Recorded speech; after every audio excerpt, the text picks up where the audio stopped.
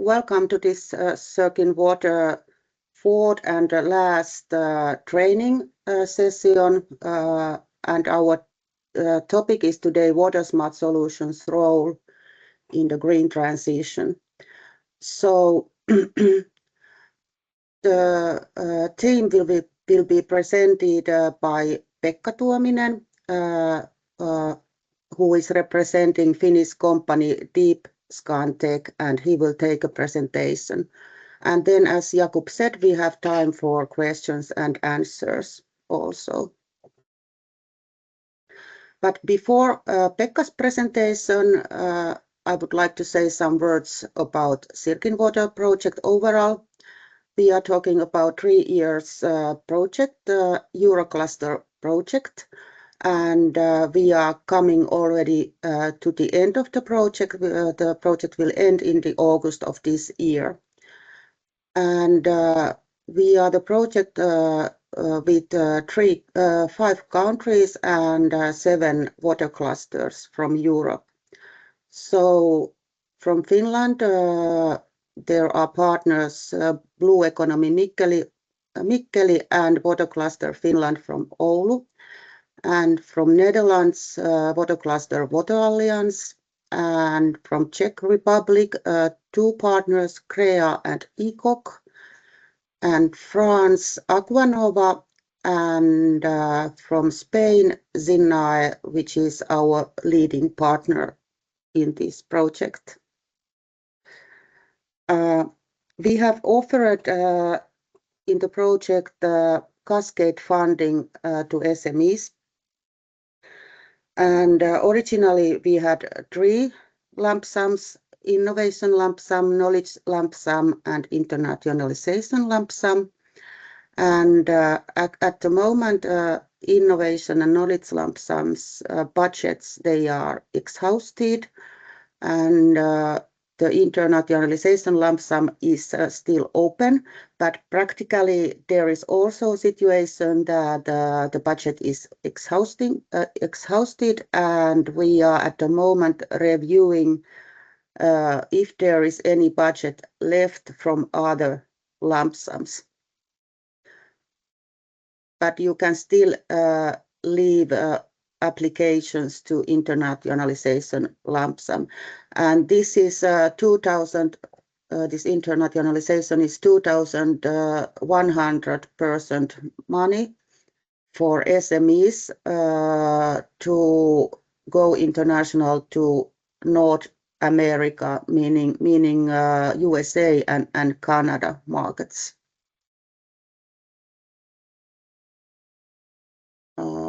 What I would like also to say that, as I said, our CircInWater project will come to the end. This year we have submitted new Eurocluster application, and it will be also that kind of cascade funding project. If it will be succeed, it will start in autumn 25.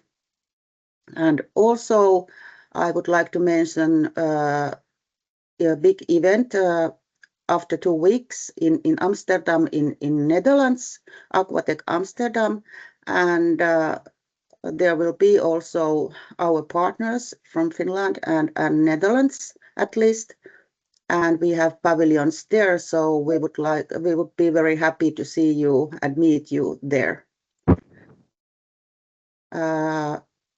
But now I would like to give the floor to Pekka. So please, Pekka. Well, thank you very much, and very nice to meet you all. Thank you for the invitation. So I will be talking today about how water smart solutions can drive a green transition globally. But since I'm meeting most of you for the first time, here's a little bit about myself. So I'm a Doctor of Science from Aalto University in Helsinki, Finland, and I have a Bachelor of Social Science from Helsinki University with an emphasis on combining technological solutions with economics. So I have a little bit of a mixed background, academically speaking. For most of my career, more than 10 years, I worked in smart city research at VTT Technical Research Center of Finland. But for the recent years, I've been working as the Chief Technical Officer at DeepScanTech, which is a technology company that uses a new kind of technological solution to create 3D images of the underground. But I'll tell you a little bit more about that in the presentation with some examples, so maybe that's enough at this point. So water is of course critically important to people. We ourselves are mostly water, about 60%. When we're young, there's more of it. When we're old, there's a little bit less of it. I don't know exactly why. I'm not a doctor of medicine. Maybe we're a bit leaky. But that's not all. For survival, we need about 1 liter of water per day. But compared to that, our daily use of water is huge. Basically, in every country of the world, of course, most of all in the developed world. So this picture shows what that means directly in our households. Depending on the country, we use about 250 liters of water per day, which in itself is amazing when you think about it. But then on top of that, there's a lot of indirect water use. So because of industries, cities, agriculture, almost all types of human activity consume water. When we use the end products, we end up consuming indirectly water. And these amounts of water are measured in thousands of liters per day. So we are very dependent on water and availability of water, and that's why water is so critical. So what is meant by smart water then? Well, of course, directly, if we start from the top, it means smarter use of water in technical systems. So that means, for example, in our homes, of course, in industries. Then it means municipal water systems and water treatment. And this is about 30% of all the water that's used by people. In our homes and buildings, we use about 10%, and then industries account for the rest.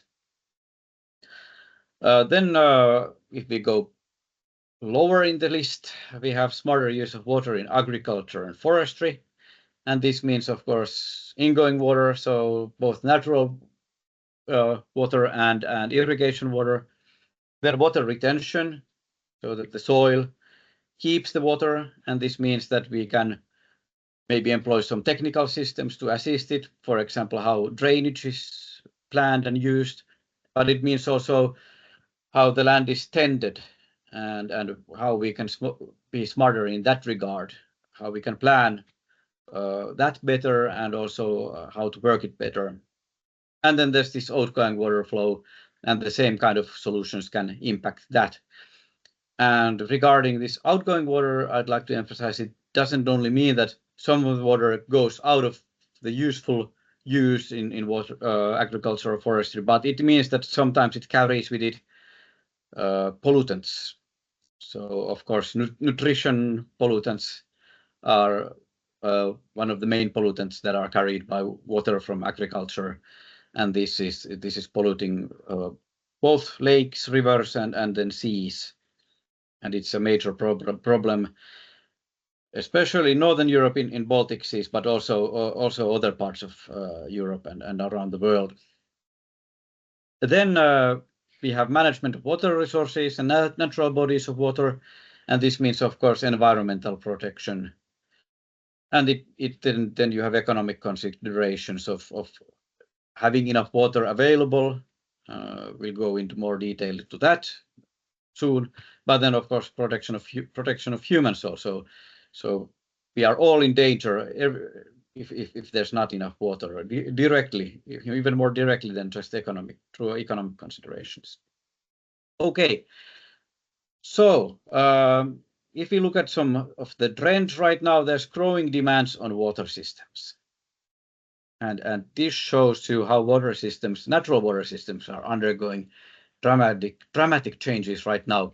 And this is due to direct impact from human activities such as agriculture.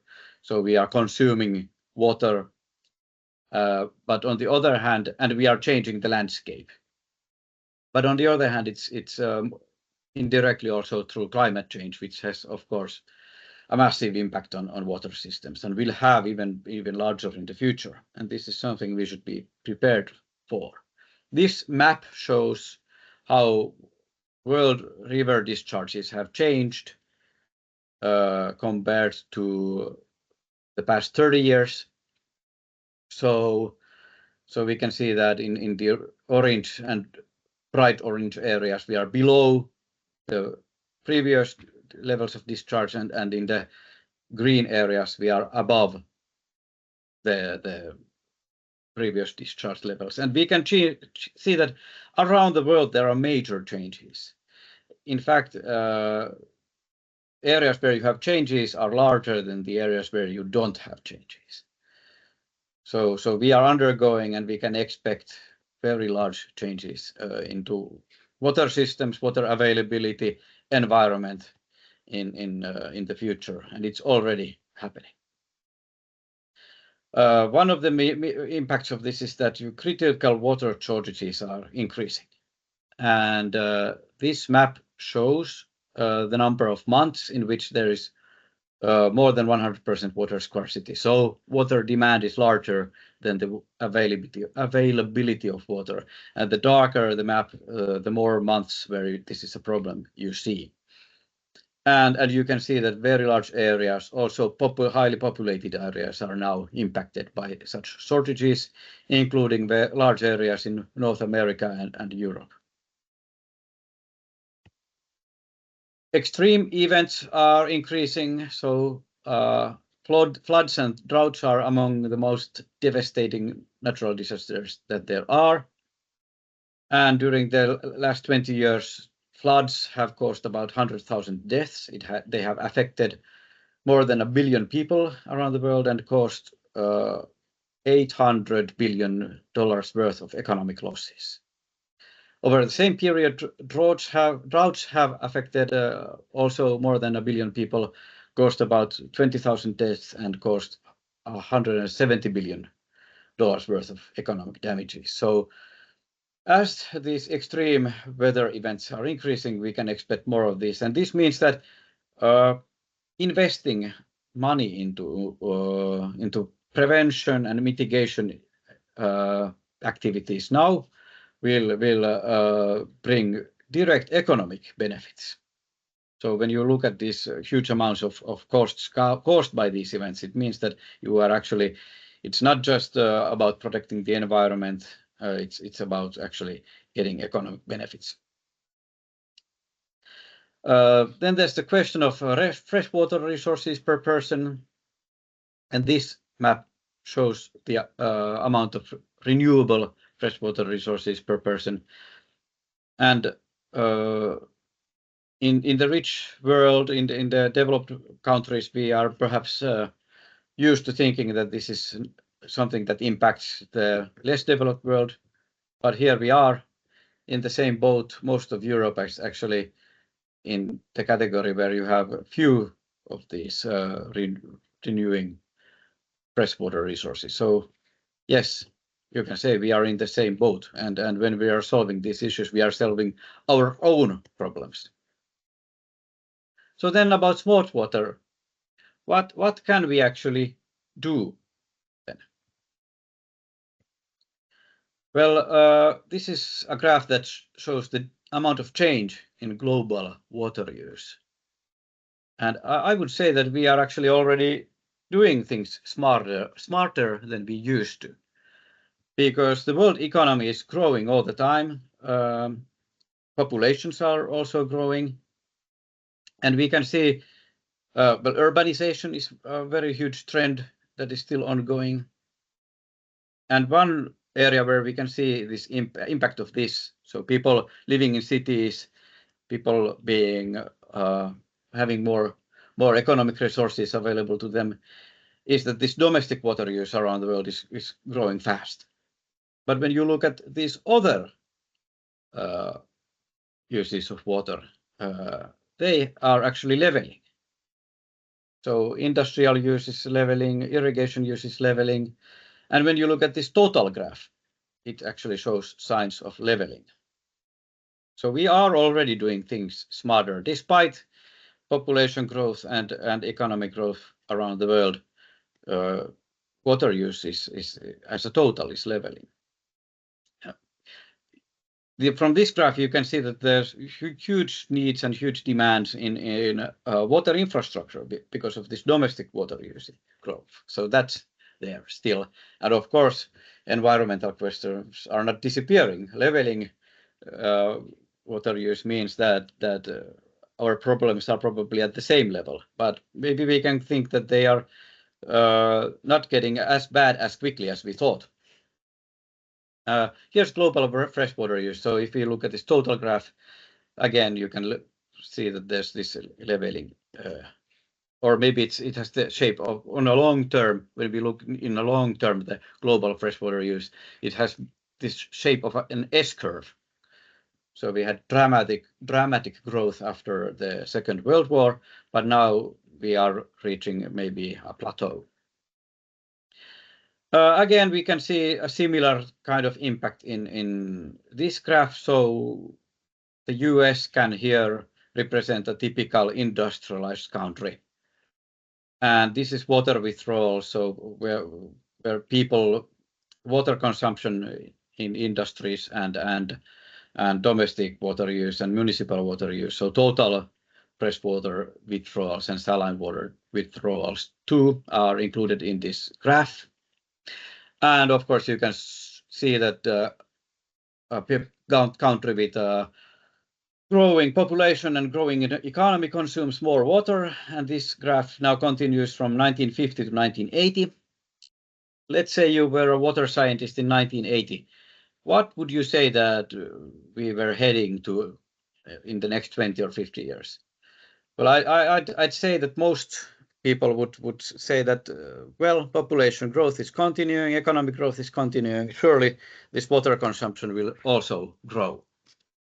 And this is actually how in many parts of the world water systems were planned. But now we know. So what actually happened is that the water use reached a plateau, and it's actually getting lower now. So don't tell Donald Trump this is positive environmental news. There's environmental progress going on in the USA right now, and I was even able to find this information on a US government website. So and this, I mean, this is something. This is not due to the US having very sort of green and progressive-minded governments. I'm sure there have been those also, but there have been other types of governments also during different years. This is something that's driven by economy and smarter use of water and technology. So we have a peak in 1980 with a population of 227 million, and now the US consumes 20% less water, and the population is 50% higher. Higher population, much higher population actually, consumes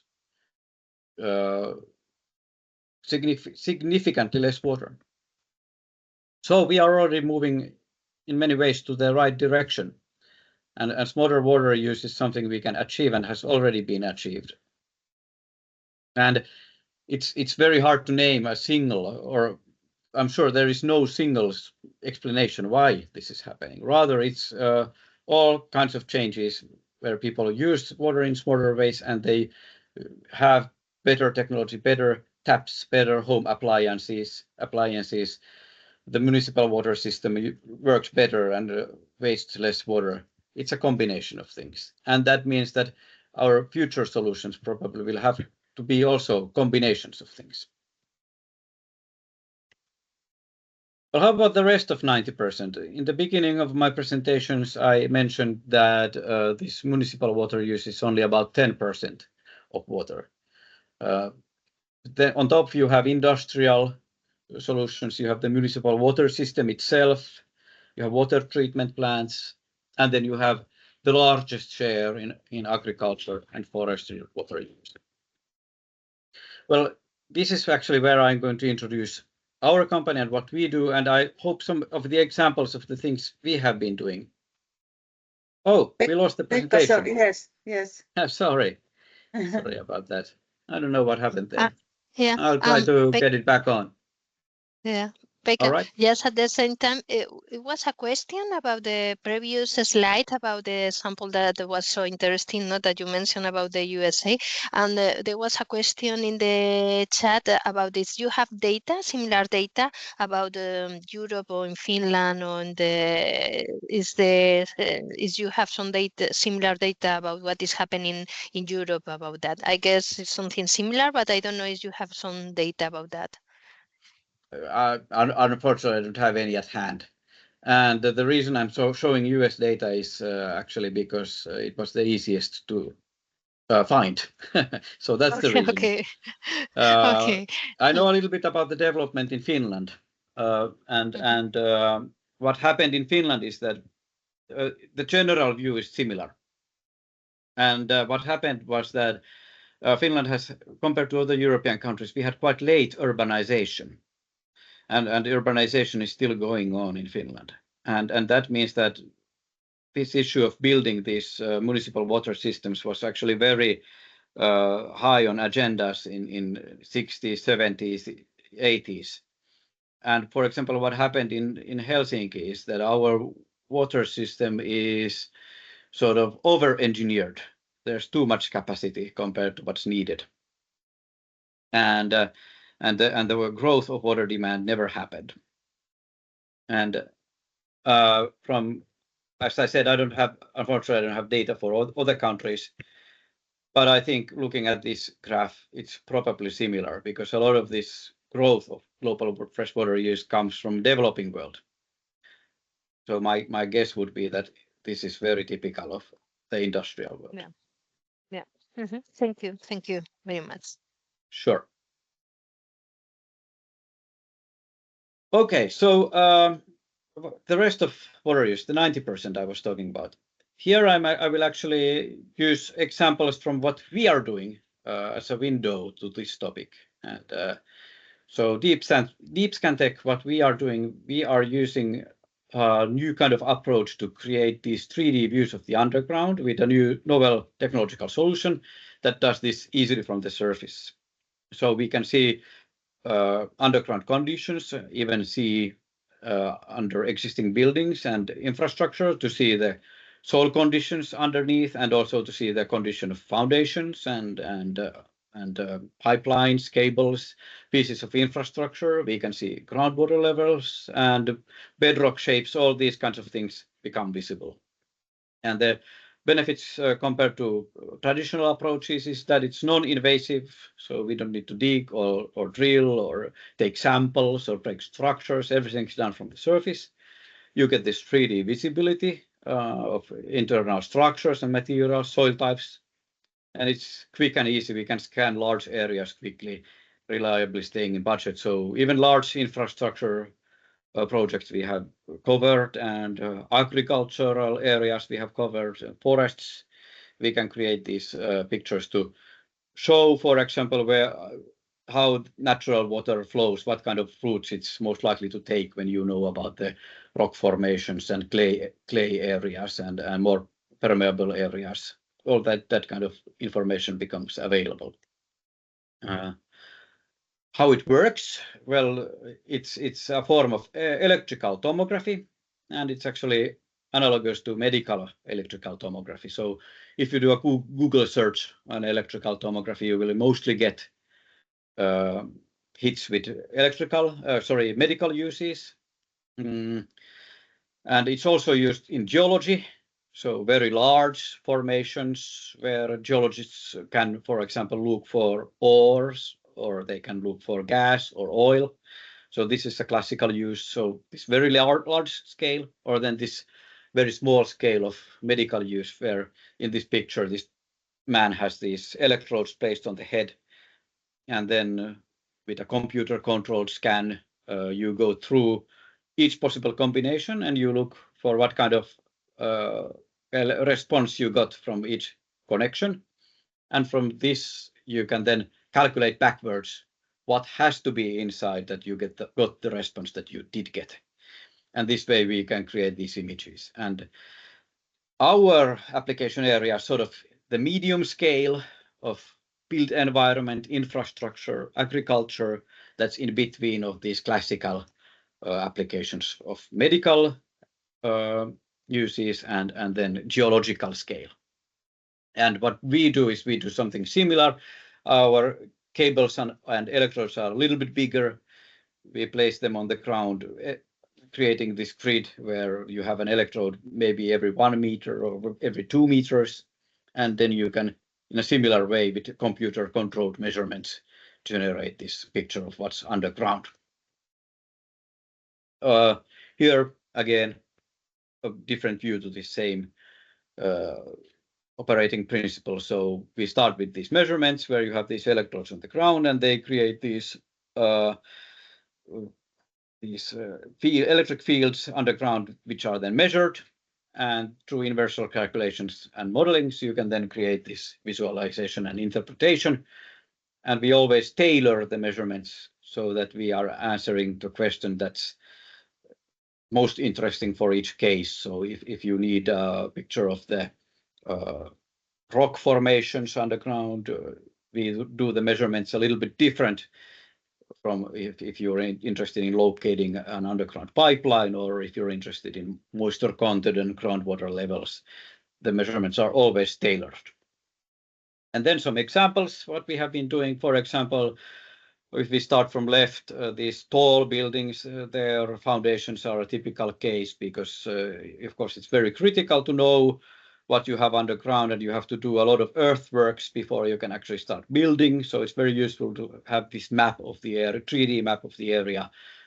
We've done such measurements, for example, in Japan, Denmark's tallest skyscraper in Minden 6. We have examined its foundations and ground underneath. Then dams, ships, and reservoirs are a typical case area for us, where you have sort of a wet side and a dry side, and they are supposed to stay separate, so you don't want to have any leaks. So what we are able to do is actually to create this picture of the earthen part of the dam or separating barrier, and then you can see in what condition it is, and where you might have leaks developing. So even before you have a leak, we have foreknowledge of that. Then large underground structures where water movements are very important to know.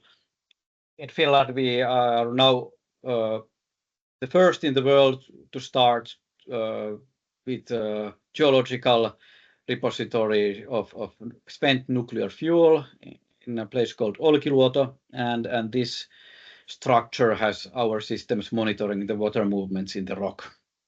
Then environmental monitoring more generally is something typically done. So sewers, landfills, industrial sites, where you need to know that the environment stays clean, and your system that is managing water is sort of separated from the natural environment. We can provide monitoring for that. And here more about the application area. So climate change mitigation, adaptation, circular economy, these are all areas where we can help optimal planning, especially regarding foundations and underground structures. Of course, when we are talking about water infrastructure, a lot of the infrastructure, even the majority of the infrastructure, is underground infrastructure. So that's a big area for us. We can find out the real conditions of the structures, and we can help in planning areas of new structures. We can help adapt to worsening environmental conditions, for example, moisture, soil movements, get early warning, get underground pictures for planners so that you can plan for these contingencies, so you can have healthy, safe, economical built environment, and then optimizing agriculture and forestry water use there, and limiting waterborne pollutants to the environment. Here's a case example. So this is sort of a simple example of a house which had a moisture problem, and the examination of the building itself showed that there's no problem sort of with the pipelines or such. So the water was probably coming from the environment. The traditional approach in this kind of case is simply to dig around the building, trying to find the source of the water, source of the problem. Not only the water, but also the explanation why this is happening. But in this case, we created these 3D scans underneath the building and around the building. So we can see under the building simply by sort of surrounding it with our electrodes. So then the electrical connections go through under the building, and we can create sort of a U-shaped picture of even what's underneath. And it took about 5 hours to complete these measurements. And we created a map of soil types, structures, and bedrock and water content. And the most reason was found out. So you have the sloping rock surface that directed water directly under the house. And in addition, the French drains that were supposed to remove the water were not working properly. They were clogged. So we didn't actually see inside the pipes. That's a little bit too much to ask, but we did see that there was a lot of moisture in the area where you had these drains, and because that's not supposed to happen, they're supposed to take the moisture away. That led the owner to be able to locate this problem and fix the improperly working drains. Here's another place. So this is a dry dock where you have a sea in this aerial picture on top of the picture, and below you have the dry dock area, which is at this point pumped empty. So you have just this basin, and in between you have this built embankment area.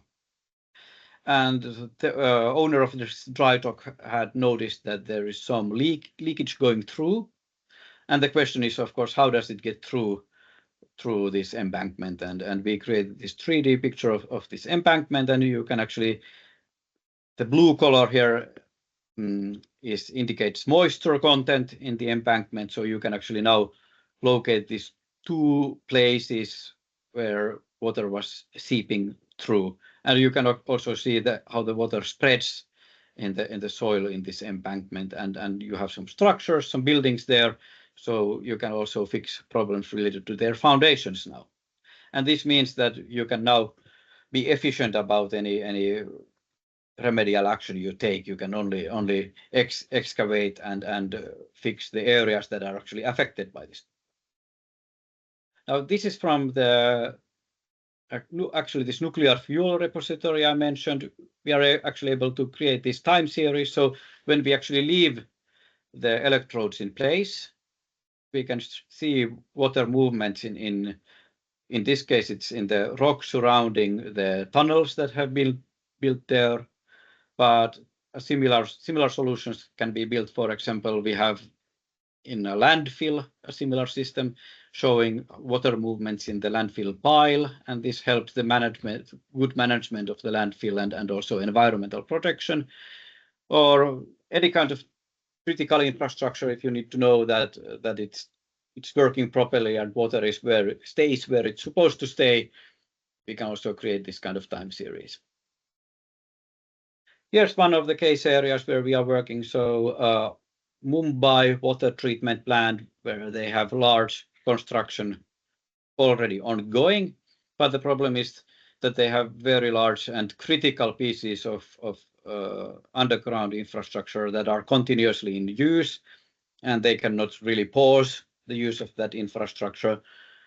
And that means that to create this map so that you can build safely on top of it so that you don't break anything accidentally and your structures are sound, we are actually creating for them this 3D map of the underground there. Here's one example. So this is a railway line and road, and in between you have this area where they are going to build new pipeline. And this is a very challenging area because there's so much urban infrastructure surrounding it. So again, with our scans, we were able to create this 3D picture showing the different soil types. And now with this information, the planners can plan optimal works for that site, and you don't have sort of during the construction unpleasant surprises, and that will then cost money and delay the project. And these pictures can be moved also to the CAD and BIM models that the planners use, so they are showed as a layer in their 3D models, and they can plan for those specific conditions that you have on the site. Here is an example where we've located water leaks at a hydropower station. So this is in the earthen part of the dam structure that is around this concrete part. And we were able to even see a water leak that had developed under the concrete part of the structure. And this is, to our knowledge, unique capability. So the only technology that's able to create that sort of picture. Here again, some more visualizations for the engineering models where they can visualize this water leak. Here's another example. This is a water reservoir, so not hydropower, but rather a reservoir of water. And again, our measurements were able to create these 3D pictures of the structure. So dry areas are red and moist areas are blue. And you can see here in the 3D picture in the right that you have some areas where there is moisture actually going through the structure. So again, problem spot was located, and this is something that could over time develop into something very serious. So it's better to locate this early. Actually, these black dots here in these 3D images are very nice because they indicate the places where we had our electrodes. So this is also gives you an idea what our electrode fields look like when they are built in the area, and then you conduct this measurement basically the same way you would for a patient's head in a hospital, but in this case it's not a head, it's the dam structure. Then okay, we have also a solution that we call underground electric fence. So this is sort of a real-time detection, leak detection. We can surround a piece of infrastructure or a structure or a natural body of water, anything that needs to be separated or protected or monitored. We create this ongoing monitoring around it, and then you get sort of early warnings if there's any problems developing. And this one picture now shows a landfill where you have such a surrounding perimeter measurements ongoing, and when you have leaks that develop where the seepage from this landfill gets to the environment, they get an early warning. Here's another picture. This is a more comprehensive system. So we have actually these electrodes spanning the whole landfill. They are sort of on top of the landfill heap and span the whole landfill. And this is, now you can actually see how moisture content develops inside this landfill heap, and where you have dry areas, where you have moist areas, how the water is moving there, and if it's moving sort of in a problematic way so that it could threaten the environment, and then you can do remedial action in time. But it's also used in this case for managing biogas production. So a lot of landfills have these biogas collectors, but it's not actually that common that you can actually sort of manage this production of biogas, because it's actually this is something that's very sensitive to water content. So you if you have too much water, you don't have biogas development going on, and if you have too little, it's too dry, the same thing happens. And what they actually have there, they have a irrigation system, and then with this combination of these underground 3D images and this irrigation smart control of the irrigation system, what you get is you can deliver moisture where you need it and keep the areas that are too moist drier. And this way you have optimal biogas production. You're producing renewable energy, reducing methane emissions to the atmosphere, and also managing your landfill in a more environmental friendly way, and seeing any developing problems early. So you get multitude of benefits from doing this. Okay, then this is an example of water infrastructure. What we've been able to do. This is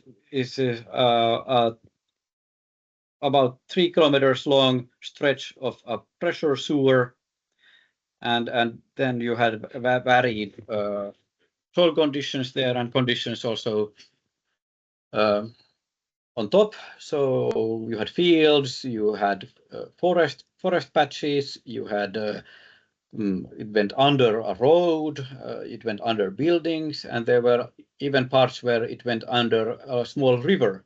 And we are able to do our measurements also in rivers or other bodies of water. It's actually quite simple. You just put the electrode cable there, and because water is a good conductor, you get a very nice contact, so no problem. And so we created these pictures of this pipeline from following it for its path. So you get these sort of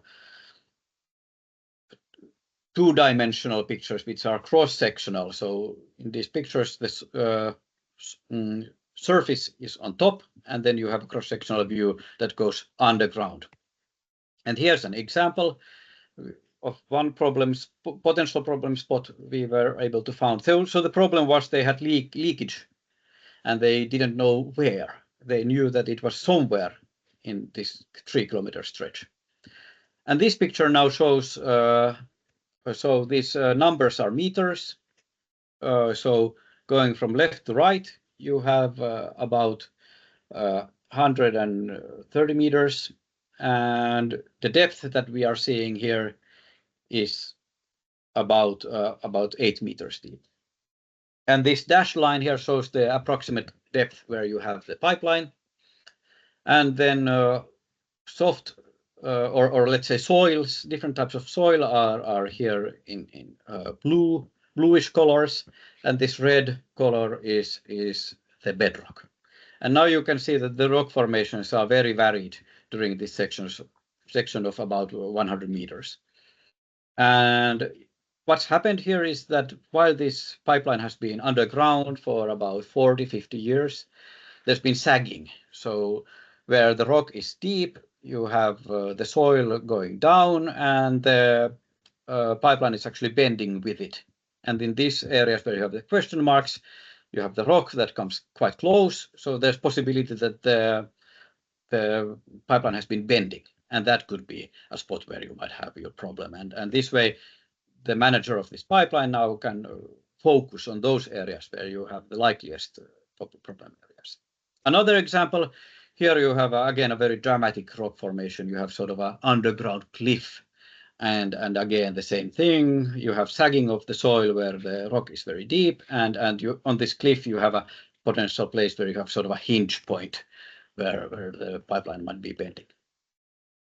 Here we did a little bit different measurements. So as I said, the measurements are always tailored, and now we are actually viewing moisture content. So red is very dry moisture content, and blue is this moist soil.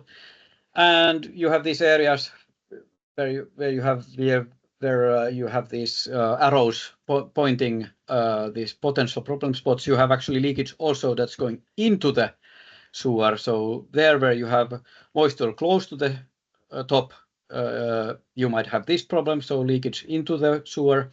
And then these two spots to the right where you have question marks, you have dry topsoil, and then below this pipeline you have moisture could this be a leak?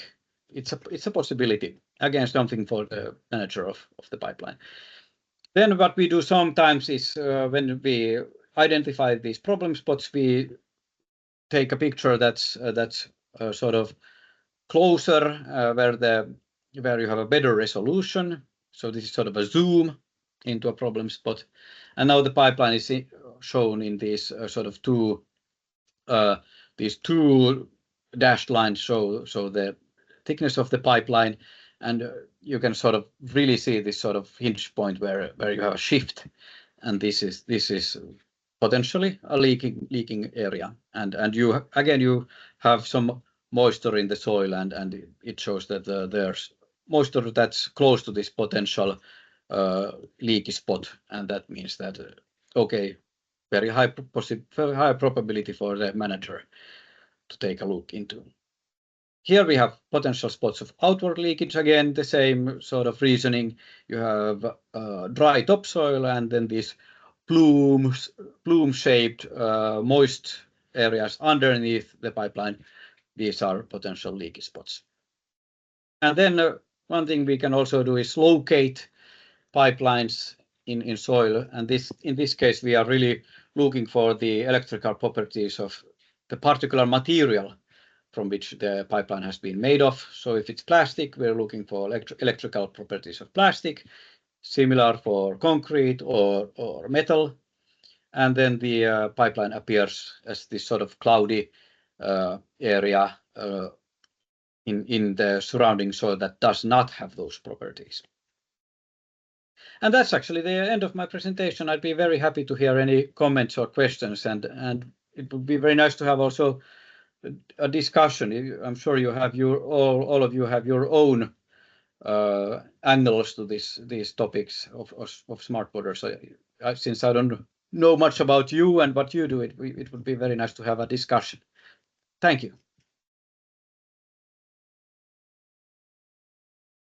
Okay, thank you, Pekka, very much. Your very good presentation. We have some questions in questions and answers column. So there is a question from Roberto Casas. How deep can you get data? Yes, okay. So there's sort of a rule of thumb that when we build these electrode grids, the depth we can see is about 1/3 of the two most distant electrodes in the grid. And our standard measurement is some measurement grid is usually between 60 to 100 meters. That means we can see about 20 to 30 meters deep. But this is always planned for the case area. So if there's a need to see deeper, it can be arranged. Okay, it is so case by case and yes. Yes. Okay. Sorry, I'm Roberto. Maybe do you have experience with groundwater? Yes, yeah, we can see groundwater levels quite nicely with this. And do you have any specific project where you use this? And yeah, in those cases, how deep do you think? Because sometimes groundwater goes further than, I don't know, 50 meters or something. Do you think is in knowing the technology? How feasible do you think it would be? Do you think this is a feasible technology to map groundwater? I mean, in very large areas, or this is something? Yeah, it's a possibility. I mean, we have mapped groundwater, especially in agricultural areas, and I mean, we haven't. I mean, most of our studies regarding this agriculture are from Finland, and we don't have. I mean, our cases, infrastructure cases, are international, but agriculture so far we have worked with in Finland, and here we don't have so deep formations, or at least they are not used. So this sort of right now we haven't looked so deep. But we have lots of experience from infrastructure cases, and I don't see any reason why it wouldn't work. In infrastructure cases, we see quite easily up to 30 meters or deeper. What happens is that the resolution is a bit lower the deeper you go. So you get best resolution close to the ground, and the deeper you go, the lower resolution you have. So if you're looking as deep as 50 meters, what would happen is, okay, I'm here sort of course, we would have to see the actual case to know what would happen. Sure, yeah. But generally speaking, what would happen is very large formation of groundwater we would still see quite nicely, because the low resolution doesn't matter if you have a lot of water down there. Okay. Thank you very much. Okay. And the next question is from Zahra Safei. Can you measure the amount of moisture in the soil? Is it quantitative or qualitative info? It's quantitative. So we do get moisture content, and we can also, for different soil types, tell if the saturation level has been reached. And we can also differentiate between different soil types and also the granularity of the soil, which would tell you sort of the permeability and water retention capability. So even if there's not moisture, we can give this kind of data. So it's very qualitative in all, sort of almost every possible way. Okay. Zahra, did you get answer to your question? Yes, thanks for the information. That was very good to know. And yeah, got it. Thank you. Okay. Sure. Okay. So there is not any more questions in the question and answer chat or chat. So you are also now pleased to make questions to Pekka now orally also, it's possible. Sure. By the way, most of you do you work? I mean, I know you are all people who work on water topics, but do you work with water infrastructure or natural water or agriculture? What kind of areas you work on?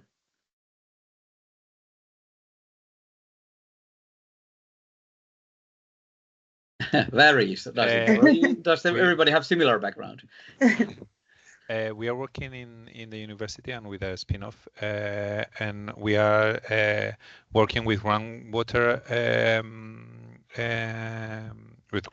and we have expertise mixing artificial intelligence, forecasting models with hydrogeological knowledge to make predictions about the groundwater level, and both the quantity and the quality. So we work mainly with public data, which is usually available, and also with satellite data, and we create this model for different clients. So we think your technology could be very interesting, because it could in some places help to create the models, because when you lack of historical data, we cannot start working unless we have this data. And we usually use data from, I don't know the name in English, piezometers, is those sensors that you put into the yes. Yeah. So, but it's sort sometimes of a spot measurement. Yeah, but it's expensive, and it's just in one point. So it's that's a challenge. So mixing both technologies is interesting. It is, and this gives you only moisture content, doesn't it? You don't get the soil types with that, or do you? Yeah. You just measure. You need groundwater. Yeah. So we're Well- working with water. Not it doesn't matter. I mean, we know how is the soil because of the geological studies, but not we don't take this into consideration. Okay, I see. Yes. But how about then water movements and this, because different soil types are very different permeabilities for water. Yeah, Can we you see. create models if we see that. if you don't have a soil map? We use it instead. One strategy would be to know how the soil is to create the models, Yes. but we create models based on data. So we know how much is the rain, how much is the output of the groundwater, and so on. So create the model based on data. So it's not a physical based model. Okay, I get it, and that's why you use AI. Yeah, but knowing the more we know, I mean, it's not like brute force IA. We use quite physically based IA. So we put some inputs about we roughly know how is the soil. So for example, about transpiration, we can make some calculations. I mean, to know how much water we get from the rain that will finally go into the groundwater. So knowing more details about that is it could would enhance the modeling. Yes, and it also comes to mind that if you had from case areas maps of the soil layers and bedrock, you could even sort of maybe create a model or way to quickly analyze an area, and if you have a picture of the soil layers and bedrock formations, you could create a water model out of that. Yeah, so that would be the case. I mean, the example that you showed about having different pictures in different time. For example, if we get an area, we know with one picture in every month, as we know what happened in that month regarding water irrigation or raining or whatever, we can we can create a model that would predict in the future without further monitoring. That's why it's interesting. Very interesting thought. Yes. Yeah, but in Spain, the groundwater is a little bit more deep than in Finland. Yes, I'm sure. Yes. But I mean, it's very interesting. Yes. Okay. Then Zahra, you wrote in the chat that smart water monitoring, surface and ocean. Did you meant some question or? No, sorry. It was just answer to Pekka's question. Okay. Oh yeah, what you're working on. Yes. Yes. Okay. All right. Yeah, the same. I see that Roberto has been doing something similar like us. It would be a good collaboration if he would be interested to work with Finland University of Helsinki. We do have similar activities going on. Nice. Yeah, sure. Yes, actually, a lot of our agricultural work is from Kvidia, which is an experimental farm where Helsinki University is also doing their studies. So another connection there. Yeah, Viki is very famous for universities. Okay, Zahra wrote her contact details, email address in the chat, so you can communicate afterwards. So, but not more questions anymore, I think. So, first, very big thanks to Pekka to giving us such a good and impressive and interesting presentation, and to get our understand much better what is the role of the water in the human life, and what 3D modeling, how it can prevent such crises as floods, etc., and many more information we get. So thank you very much, Pekka, for your presentation. And My pleasure. yeah, and thank you for our audience. So we have now we have came to the end of this webinar. So thank you very much on behalf of the CircInWater project.